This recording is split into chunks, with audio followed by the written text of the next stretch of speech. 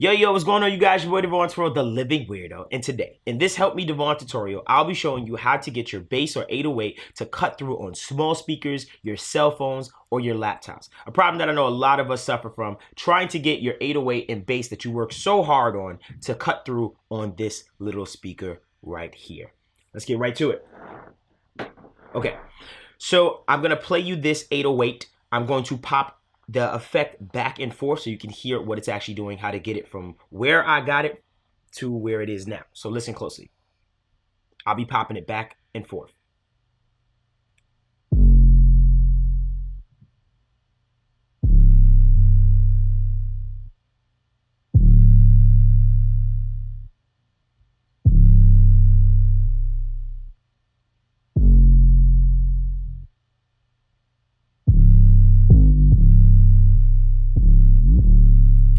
Okay, so to my ears, I hear a huge difference.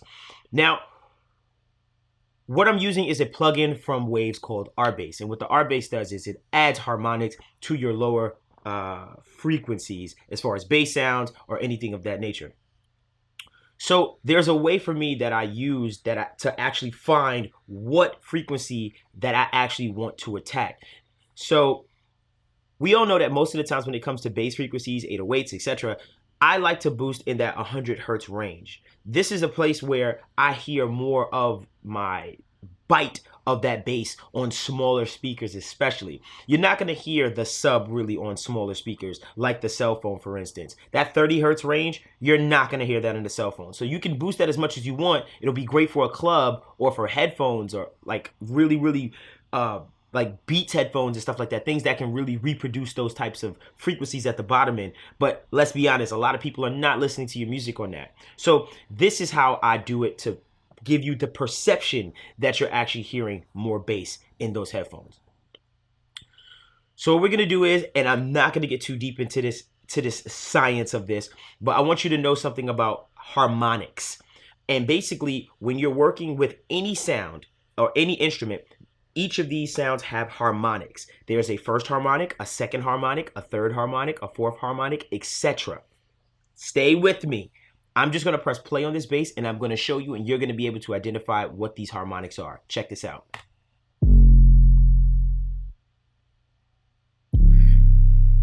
So you see these waves? These spikes are the harmonics of this wave. The first one that you see at the bottom, the spike, is the fundamental harmonic. The next spike you see is the second. The next spike you see is the third. The next spike you see is the fourth. Now that's of a given note that it's hitting. So the way I like to find what frequency I want to boost in my RBass, which is right over here, is I like to pick a frequency range or the harmonic that is starting out in that 100 hertz range, which is the range, like I said before, that we like to boost in our bass. That's that part in the bass where there's that low end, but at the same time, I know that that frequency range can stand out on those smaller speakers. So that's what I'm going to boost in my RBass. So how do I identify it? I'm using a spectral analyzer or an RTA, which most of your DAWs has. All it does is gives you a graphical interface of all your frequencies that the sound is reproducing. I'm going to play it for you, and what I'm looking for is I'm looking for the bottom note. So you listen to your 808 or your bass, and you're looking for the note that it hits when it's at its lowest. For me, it happens to be the second note, so listen carefully.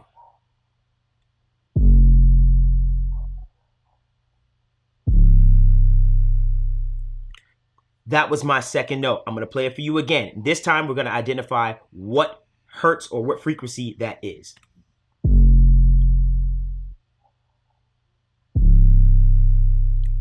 Cool. So my fundamental harmonic that I'm getting, and I'll show you right over here, this right here tells me what frequency it's actually doing. So it's actually hitting around 34 hertz for my fundamental frequency. Let's do some good old-fashioned math. So since my fundamental frequency is 34, I can actually make a guesstimate if I don't have this RTA about what is the third harmonic or what harmonic is going to give me that 100 hertz range. So times it by 3 and I get 102. Now, just to check so you can see how well this actually works, let's go over to the 102 hertz, right? I have my mouse pointer clicker right over 102 hertz, as you can see on the top right hand side, which I'll circle right there. I'm gonna play this. Remember, we're looking at the second note, and this note should be our third harmonic. Listen closely. Take a look. Right there, we're dead on 102. And we literally did math. We took 34, which was our fundamental, and we times it by 3, and that gave us our third harmonic. Our third harmonic was 102, and guess what I used for the R bass? I used 102 for the frequency boosting. That gave me the added harmonics for the R bass. This is an amazing trick, and I love tricks that actually have a super method, because now you can take this method and you can use it in your own music. So you're looking to use an RTA to analyze what's your fundamental frequency, your fundamental harmonic. Once you find that fundamental harmonic, you can multiply that by 3. That multiplying it by 3 should give you your third harmonic, which should be around that 100 hertz range, which is where that bite of that bass is. You're gonna take that and you're gonna boost that with the intensity knob that you see on the left-hand side of the R bass. Granted, if you don't have an R bass, now that you know the fundamental, the third harmonic, or that 100 hertz range where it's literally dead on as far as where the fundamental harmonic is, you can just boost that if you want as well. That can work for you. Having the information and knowing that this is the actual fundamental harmonic of that wave, it's great, because now you're boosting within the notes given of that sound. And this is the total sound that we have from the song. Now my phone is blowing up. Let's just talk up in the DM. I can see you catching feelings, and I can't lie, I feel it too. And now we have a full song that is heard a lot more on the cell phones or smaller speakers, just from this one trick and a little bit of math that we all hate so much. So, it's your boy Devon Toretto, Living Weird. I really hope you enjoyed the tutorial. Please like, comment, subscribe, comment below, and let me know what you think. I would love for you guys to ask me questions. I always answer in the comments. And I also want to know, what do you want to see next? Make sure you follow us at HelpMeDevon on the Instagram. And until next time, you guys.